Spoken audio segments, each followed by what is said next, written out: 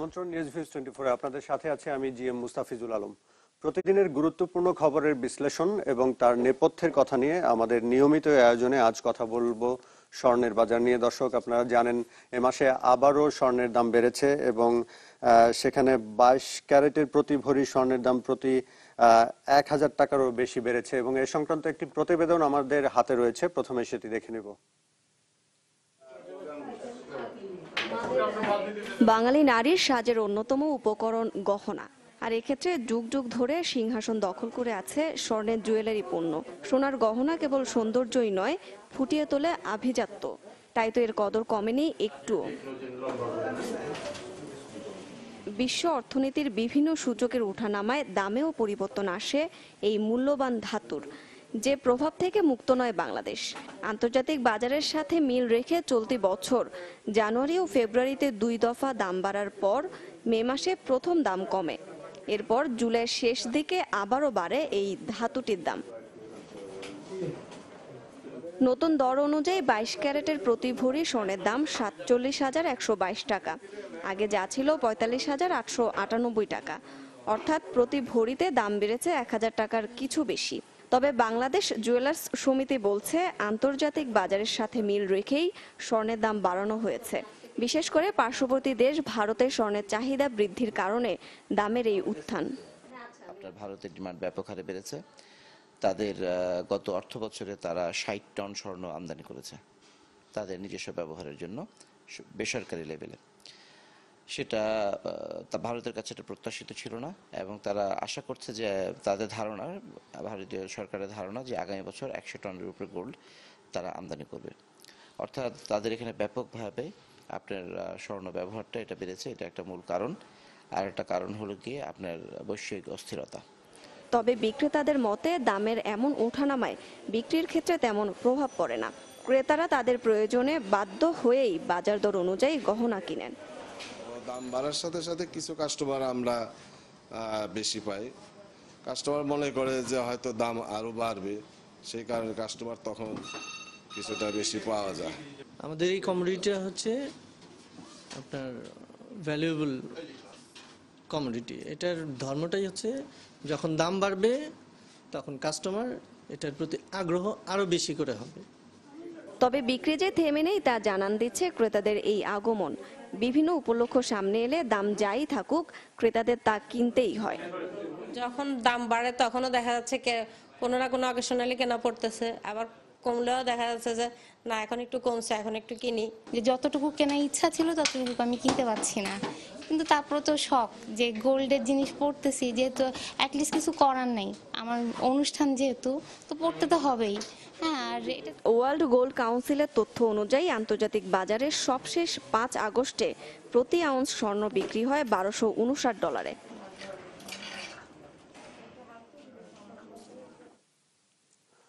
দর্শক, আমরা আলোচনার শুরুতেই আপনাদের জানিয়ে দিতে চাই আমাদের সাথে যুক্ত আছেন জুয়েলার্স সমিতির সাবেক সভাপতি ডক্টর দিলীপ রায়। ডক্টর দিলীপ রায়, আপনাকে স্বাগত জানাচ্ছি আমাদের অনুষ্ঠানে। আপনার কাছে প্রথমেই জানতে চাইবো যে এই স্বর্ণের দাম বাড়ার পেছনের কারণটা কি?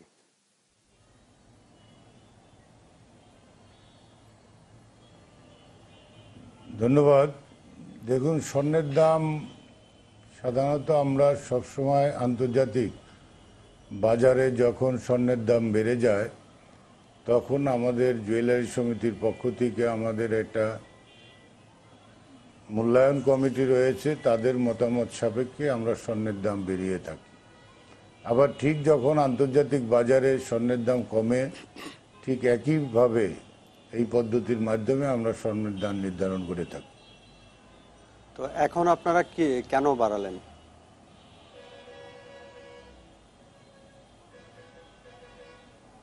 আমাদের তো এখন বাড়ছে মানে ধরেন আরো 10 দিন আগে স্বর্ণের দামটা বেড়েছে ভরি প্রতি 1200-1300 টাকা করে। এটা তখন আন্তর্জাতিক বাজারে স্বর্ণের দাম বেড়ে গিয়েছিল, যার কারণে আমাদের এই মূল্যায়নটা এইভাবে করতে হচ্ছে। আপনারা জানেন যে আমাদের দেশে স্বর্ণনীতি নাই, আমাদের ইম্পোর্ট পলিসি নাই, আমাদের স্বর্ণ প্রাপ্তিটাও আমরা সাধারণত পেয়ে থাকি রিসাইক্লিং গোল্ডের মাধ্যমে, এবং ব্যাগেজ রুলের আওতায় যেসব যাত্রী এদেশে আসে তাদের চাহিদার পরে যেটুকু বিক্রি করে এর মাধ্যমেই আসলে আমরা স্বর্ণটা পেয়ে থাকি। যদি সরাসরি আমরা আমদানি করতে পারতাম, আমাদের সেই নীতিমালাটা হতো, তাহলে স্বর্ণের দাম আমরা আন্তর্জাতিক বাজারের সাথে হয়তো এখানে আন্তর্জাতিক বাজার থেকে যেহেতু সরাসরি ইম্পোর্টের কোনো ব্যবস্থা নাই, যার কারণে সামান্য তারতম্য থাকে, কিন্তু মূল্যবৃদ্ধিটা সবসময় নির্ধারণ হয়ে থাকে বিশ্ব বাজারে যখন দাম বেড়ে যায় তার সাথে সমন্বয় করে। জি, আপনি আমাদের সঙ্গে থাকুন, আমরা একটা বিরতি নিচ্ছি। দর্শক, বিরতির পর ফিরে এসে এ বিষয়ে আরো কথা হবে, সঙ্গে থাকুন।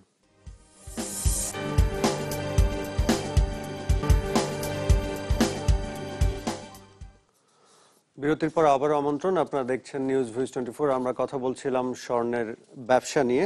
আমাদের সাথে যুক্ত আছেন জুয়েলার্স সমিতির সাবেক সভাপতি ডক্টর দিলীপ রায়। ডক্টর দিলীপ রায়, আপনার কাছে জানতে চাইবো যে বাংলাদেশের যে স্বর্ণ ব্যবসা, সেটি আপন জুয়েলার্সের 13 মণ স্বর্ণ জব্দের পর অনেকটাই খোলাসা হয়ে গেছে। সেটা হচ্ছে যে বাংলাদেশের অধিকাংশই স্বর্ণ আসে অবৈধ পথে, কিন্তু যেখানে ঋণপত্র খোলার মাধ্যমে আপনারা স্বর্ণ আমদানি করতে পারেন, পাশাপাশি ব্যাগেজ রুলসও আছে, তারপরেও কেন এই অবৈধ চোরাচালান বন্ধ হচ্ছে না?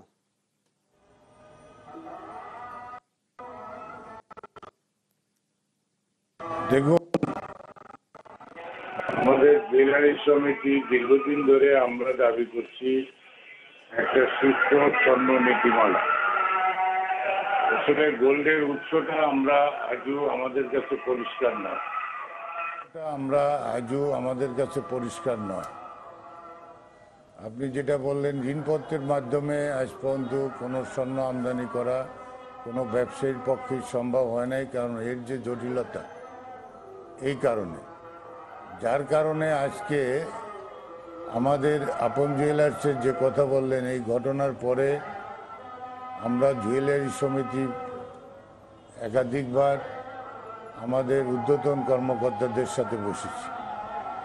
বিষয়টি মাননীয় প্রধানমন্ত্রীর নজরে যাওয়ার পরেই উনি ইতিমধ্যে সিদ্ধান্ত দিয়েছেন যে জুয়েলারি ব্যবসাকে পরিচালনার জন্য ব্যবসায়ীদের সাথে কথা বলে একটি যুগোপযোগী স্বর্ণ নীতিমালা করা হোক, যার প্রেক্ষাপটে মাননীয় অর্থমন্ত্রী বা সংসদের বাজেট অধিবেশনে তিনি সুস্পষ্টভাবে ঘোষণা করেছেন যে অতি শীঘ্রই একটি স্বর্ণ নীতিমালা করা হবে। মাননীয় অর্থমন্ত্রীর বক্তব্যের মধ্যে দিয়েই প্রকাশ পেয়েছে যে আমাদের দেশে স্বর্ণ নীতিমালা বা আমদানি নীতি না থাকার কারণে আমাদের এই ব্যবসাটা দীর্ঘদিন ধরে এই অস্বচ্ছভাবে একমাত্র আমাদের রিসাইকেলিং এবং বিদেশের ব্যাগেজ রুলের বাইরে কোনো স্বর্ণ আমাদের নেই। এছাড়াও আমাদের ভ্যাট ট্যাক্সের যে জটিলতা রয়েছে আপনারা জানেন, যে আজকে আমাদের 1 লক্ষ টাকার গোল্ড কিনলে ভ্যাট দিতে হবে আপনার 5,000 টাকা, অর্থাৎ 1 লক্ষ টাকার গোল্ড মানে 2 ভরি স্বর্ণ। এইখানেই কিন্তু আপনার ভরি প্রতি 2,500 টাকা বৃদ্ধি পেয়ে যাচ্ছে আন্তর্জাতিক বাজার থেকে এইখানেই, যার কারণে এই নীতিমালা না থাকার কারণেই কিন্তু আজকে আমাদের স্বর্ণের বাজার আন্তর্জাতিক বাজারের সাথে আমরা দাম নির্ণয় রাখলেও এই যে আমাদের ভ্যাট ট্যাক্সের কারণেই কিন্তু ভরি প্রতি 3 থেকে 4,000 টাকার ডিফারেন্সটা এখানে দেখা যায়, যার জন্য অনেকেই আপনারা যারা বিদেশে যায় তারা মনে করে বিদেশ থেকে বাংলাদেশের স্বর্ণের দাম বেশি হওয়ার কারণটাই হচ্ছে আমাদের ভ্যাট ট্যাক্স এবং আমদানি নীতির না থাকার জন্য।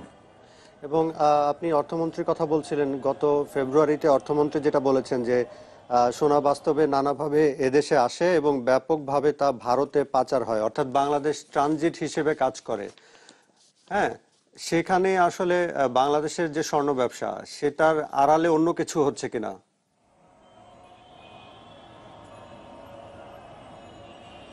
এটা অর্থমন্ত্রী দীর্ঘদিন পরে হলেও সত্য কথা বলেছেন।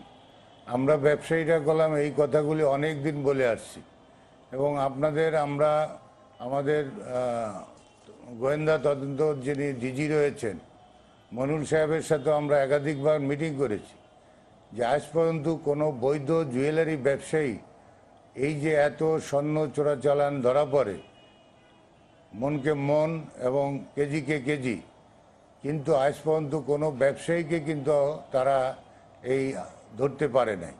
অতএব আমরা বারবার বলে আসছি যে জুয়েলারি প্রকৃত যারা ব্যবসায়ী রয়েছে তারা এই চোরা কারবারির সাথে জড়িত নয়। এই স্বর্ণ চোরাচালানটা যে খালি জুয়েলারি ব্যবসাটা করে তা না, এটা আন্তর্জাতিক সন্ত্রাসবাদ, মাদক, বিভিন্ন কারণে স্বর্ণর যেহেতু এটা ক্যারি করতে খুব অল্পর ভিতর আপনি অনেক টাকা মূল্যের জিনিস নিয়ে যাওয়া যায়, যার জন্য এটাকে আপনারা চোরা কারবারি এবং বিভিন্ন যারা গোষ্ঠী রয়েছে তারা এই স্বর্ণটাকে ইউজ করে।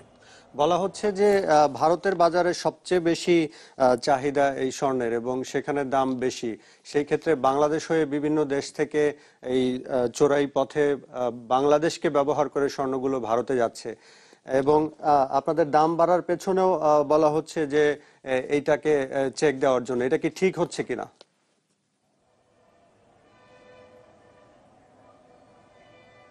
না, ভারতে স্বর্ণের চাহিদা সব দিনই বেশি। আন্তর্জাতিক বাজারে আজকে প্রায় 60% অলংকার ভারতীয় কারিগরকে তৈরি এবং ভারতীয় ইন্ডাস্ট্রিজ থেকে তৈরি হয়, যার কারণে বিশ্ব বাজার এরা দখল করে রয়েছে পূর্বের থেকে। এবং ভারতের আভ্যন্তরীণ বাজারেও স্বর্ণের চাহিদা অনেক বেশি, কিন্তু তাদের গভর্নমেন্টের নীতির কারণে মাঝে মাঝে তাদের যে মূল্যবৃদ্ধি তারা যেটা হয়, যার কারণেই তারা বহির্বিশ্ব থেকে স্বর্ণ আসে। অর্থাৎ বাংলাদেশের স্বর্ণ কিনে কিন্তু ভারতে নিয়ে তাদের লাভবান হওয়ার কোনো সুযোগ নাই, যার জন্যে অন্য দেশ থেকে স্বর্ণ এসে এই বাংলাদেশটাকে রুট হিসেবে ব্যবহার করে ভারতে চলে যায়। আর যার কারণে বাংলাদেশের বাজার আজকে নষ্ট হচ্ছে, যে কারণে আমাদের দেশে আপনার আজকের স্বর্ণ ব্যবসায়ী অত্যন্ত ঝুঁকির মধ্যে আমরা রয়েছি। ইতিমধ্যেই 2 থেকে 3 হাজার দোকান সারা দেশে এই জুয়েলারি ব্যবসা বন্ধ হয়ে গিয়েছে। এটার একমাত্র উপায় যে আমাদের 5% এই যে ভ্যাট হওয়ার কারণে আজকে যারা একটু উচ্চবিত্ত লোক তারা ভারতে যেয়ে তাদের গয়নাগাটি ক্রয় করে, যার জন্য দেখা যাচ্ছে যে আমাদের দেশে জুয়েলারি শিল্পটা আজকে মুখ থুবড়ে পড়ার মতন হয়েছে। কিন্তু একদিন বাংলাদেশ এই জুয়েলারি শিল্প নিয়ে গর্ব করত আমাদের দেশে। আপনি আমাদের সঙ্গে থাকুন, আমরা একটা বিরতি নিব, দর্শক বিরতির পর ফিরে এসে আরো কথা হবে।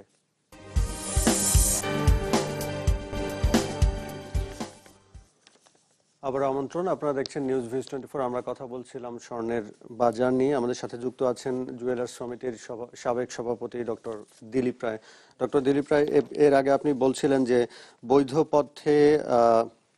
বৈধ পথ থাকার পরও বৈধ পথে সোনা আসছে না বাংলাদেশে। পাশাপাশি আপনারা বলছেন যে ব্যবসায়ীরা চোরাচালান করে না, কিন্তু আপন জুয়েলার্সের ঘটনার পরে আমরা দেখলাম তাদের কোনো বৈধ কাগজপত্র নেই এবং তখন একটা শঙ্কা তৈরি হয়েছিল যে অন্যান্য জুয়েলারিগুলোতেও যদি এই ধরনের অভিযান চালানো হয় একই দৃশ্য দেখা যাবে। তো এইটা কিভাবে সম্ভব?